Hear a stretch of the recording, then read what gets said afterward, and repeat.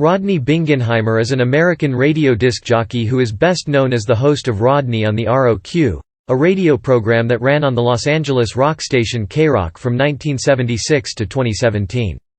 In the early 1970s, he also managed a Los Angeles nightclub called Rodney Bingenheimer's English Disco. Bingenheimer helped numerous bands become successful in the American market. He developed a reputation for being the first American DJ to identify new artists and play edgy new bands, such as Blondie, the Ramones, the Sex Pistols, Van Halen, Guns N' Roses, Duran Duran, The Cure, Joan Jett, the Hollywood Squares, Hole, Symbol 6, No Doubt, Blur, Nirvana, Sonic Youth, the Bangles, X, the Pandoras, Germs and many others. In 2003, Bingenheimer was the subject of the documentary Mayor of the Sunset Strip. He was described as a «famous groupie, now respectable», by Mick Jagger, and the film documented Bingenheimer's status as a person with numerous high-profile friends. In 2007, he was honored with the 2,330th star on Hollywood Boulevard. In 2017, Bingenheimer joined SiriusXM's Little Steven's Underground Garage. Early life. Bingenheimer was born in Mountain View, California, to a starstruck mother who separated from Bingenheimer's father when he was only 3 years old. His father had wanted to be a celebrity but settled for attending celebrity golf events. His mother was described as a «difficult woman» and a «relentless autograph hound». One report suggested he had a lonely childhood, since he often spent nights alone while his mother worked as a waitress. Another report suggested that the emerging rock music of the day became his home and a way for him to deal with the divorce of his parents. He devoured fan magazines. He was obsessed with stars. When Bingenheimer was 16, his mother drove him to Southern California and dropped him off at the house of Connie Stevens, and instructed him to get the star's autograph. Then she left abruptly. This was the beginning of a 6-year separation from his mother, and he was on his own in Los Angeles, around the year 1963. Career. When Bingenheimer arrived in Los Angeles, actor Sal Mineo dubbed him, the Mayor of the Sunset Strip. He formed friendships with pop stars of the day such as the Byrds and Sonny and Cher, for whom he was a live-in publicist. In his own words, Bingenheimer became the talk of the town because I had the perfect Brian Jones, do. Bingenheimer worked as an intern at Mercury Records. He escorted British pop star David Bowie to LA hotspots. He auditioned for the Davy Jones part in The Monkees. While he did not get chosen, he dressed like Davy Jones and had a similar haircut, then later worked as a double or stand-in for Jones in the Monkees episode, Prince and the Pauper. The Monkees stand-in role was a «break» for Bingenheimer. Becoming Jones's stand-in was an inauguration into a peculiar cult of celebrity. Film critic Wesley Morris in the Boston Globe 2004. Bingenheimer was described as shy, thin and unassuming with a «squeaky voice», usually described as soft. One report suggested his voice was «so soft you have to lean in to hear it». Another writer described his voice as soft like a «harmonica that cuts through the angry noise of today's frat jocks». His voice has also been described as «tentative», and not a «vibrating personality» or a «great radio voice», but reflecting almost painful sincerity. He was described as having a «small, womanish face», and that he's worn the «same haircut» for most of his life. Actor Mackenzie Phillips reportedly called him a «gnome», and he's been described as having a faint resemblance to Andy Warhol. Homuncular, with spindly little legs and a Prince Valiant mop atop sagging features, he now looks like a strenuously Maud Don Knotts. Film critic David Edelstein in Slate. Bingenheimer became a groupie of sorts and formed attachments with prominent artists including Sonny and Cher. He met Cher by going backstage after a concert, and according to Bingenheimer, she looked at him and said, "Oh my God, you look just like Sonny." They bonded, and he went to work for them and they took care of me, he said. In a later interview, Bingenheimer explained that many artists grew to like and trust him because of his sincerity, taste in music and not being pushy. Writer Alison Powell in The Guardian wrote that his sincerity helped him gain the trust of Brian Wilson, the Beatles, even Elvis. During these years he was photographed near countless celebrities from the worlds of acting and music in Hollywood, including John Lennon and Yoko Ono, Mick Jagger, Adam Ant, the Beach Boys and many others, almost like a real-life rock and roll zealot. He ingratiated himself to many stars, people liked him. He got himself a job as a gaffer for the Monkees and worked as a caterer at one point. In those days of free love, he found many young women to mother him, and sometimes have sex with him. He was described as being a go-between serving the needs of young women and rock stars, and often had sex with women as a precondition for them meeting rock stars later on, according to writer David Edelstein in Slate magazine. Wherever he went in the music and club scene, his face was his passport. According to Led Zeppelin vocalist Robert Plant, Bingenheimer had sex with more women than Plant. Incidents contributed to Bingenheimer's notoriety. He and Sonny Bono were reportedly asked to leave the Hollywood restaurant Martoni's because of their hippie appearance, which reportedly prompted Bono to write the song, "Laugh at Me." Bingenheimer brought Beach Boys singer Brian Wilson to the recording session for Tina Turner's lead vocal on the Phil Spector classic, River Deep, Mountain High, and he was included in a dialogue by the all-female band The GTOs on their Frank Zappa-produced LP Permanent Damage. In the late 1960s he was hired by Nick Vennett to do publicity for Linda Ronstadt's group The Stone Ponies, but he became so disenchanted with the LA music scene during this period that he moved to the United Kingdom, where he enjoyed the London nightclub vibe with the help of his friend David Bowie. He discovered the nascent British glam rock scene and met other emerging stars such as Rod Stewart. Bingenheimer bought many records in London. It was Bowie who suggested that Bingenheimer return to Los Angeles and open a new music club. Club Days. Bingenheimer flew back and opened a nightclub initially called the E-Club on Sunset Strip with 2 partners. Outside there was the British flag, the Union Jack. It served British bangers and beer. It had a small, VIP area, which was a roped-off section near the dance floor. The decor consisted mainly of mirrored walls. The dress of choice: feather boas, platform shoes, high drama makeup and, of course, glitter. After 3 months, the club outgrew its space and re-established itself down the street as Rodney Bingenheimer's English Disco. The dance floor was packed with glittered booty shakers, but the real action could be found in the VIP booth. Led Zeppelin, Andy Warhol, Suzi Quatro, Alice Cooper, the New York Dolls, the Kinks, Michael DeBar's or Mark Boland held court while getting liquored up on imported ale. The English disco closed when glitter faded in the late 70s. Reporter Castle Waserman in the Los Angeles Times in 2001. The club opened in October 1972 at 8171 Sunset, near his various West Hollywood apartments, and Bowie was one of the club's first guests. It subsequently moved to 7561 Sunset and was renamed Rodney Bingenheimer's English Disco. In this version it became a favorite hangout for many rock stars, and through the disco Bingenheimer introduced much of the Los Angeles music scene to glam rock. At one point, Elvis Presley dropped by 4 pints of Watney's. The English disco also featured occasional live performances, including appearances by the New York Dolls and the Stooges in 1973. And Iggy Pop staged his infamous concert on August 11, 1974, during which he performed an improvised play, called Murder of the Virgin, and which climaxed with Iggy repeatedly slashing his chest with a knife. In October 1974, Jerome T. Youngman and the band Punk performed with fellow Detroit band Mighty Quick. Speaking of this period, David Bowie later recalled, "Alone in L.A., Rodney seemed like an island of English nowness. He even knew British singles and bands that I wasn't aware of. Rodney single-handedly cut a path through the treacle of the 60s, allowing all us avants to parade our sounds of tomorrow dressed in our clothes of derision." David Bowie. When the club closed in 1975, Bingenheimer was reportedly disenchanted with the stylized dance genre disco to the extent that he abruptly abandoned his club, English Disco, so as not to be associated with the popular movement. But a later report suggested that a disagreement between the owners was the primary cause of the club's closure.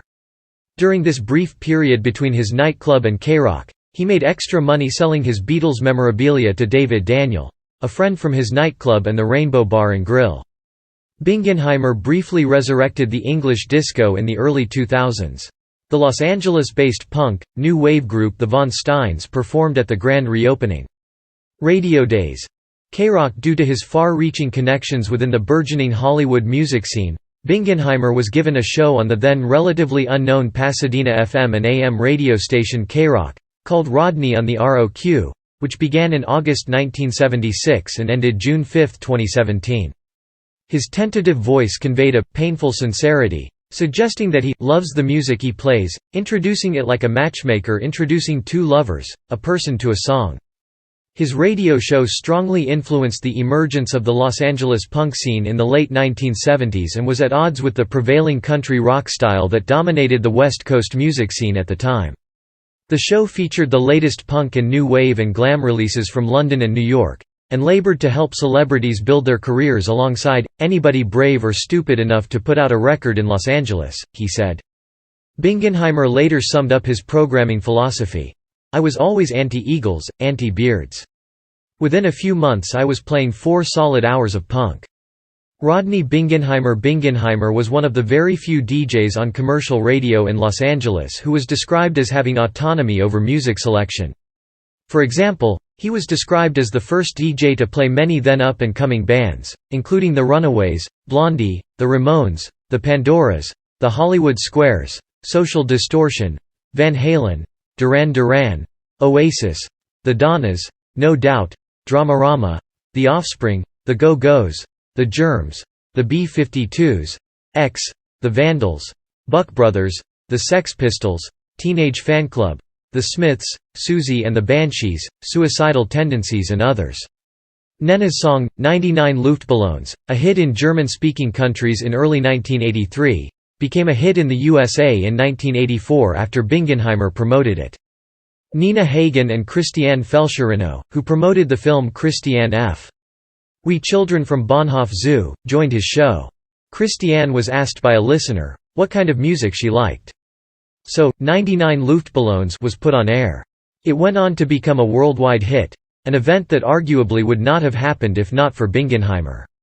Also in 1983, KROQ became the first radio station to play the Venice crossover band Suicidal Tendencies, when Bingenheimer added their song, Institutionalized, to its playlist.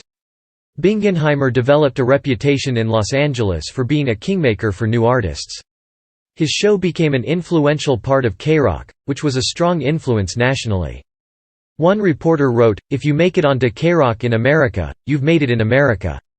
This is the house that Rodney built and which corporate radio has spread like spores across the nation. Many bands knocked on the parking lot door of KROQ's studio in Pasadena and handed Rodney a copy of their music. If he liked a track, such as Agent Orange's 1979 hit, Bloodstains, he would play that song within the hour. In 1978, guitarist Eddie Vincent and drummer Tad of the Hollywood Squares gave Rodney a copy of their just-released 45 single at his studio door. Within minutes Bingenheimer introduced the mysterious group to his wide listening audience and played, Hillside Strangler. The song promptly charted in Record World's New Wave hit parade. Power pop band Candy singer Kyle Vincent, who at the time was Kim Fowley's personal assistant, tells a similar story. "We had just finished recording a few tracks with Kim producing. He told me to take one of the songs over to Rodney's studio, knock on the door, and tell him that Kim says we're the illegitimate sons of Rick Springfield and the Go-Go's. On the way back to my apartment Rodney talked about it and then played it.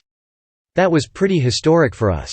Bingenheimer was credited for giving the group Broken Bottles a big break by playing their single Gothic Chicks.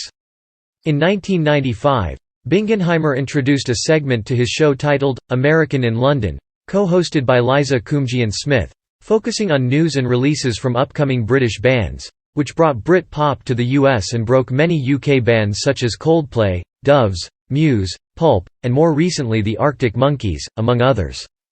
In the final years of his weekly show, he had been relegated to the midnight to 3 a.m. slot on Monday mornings.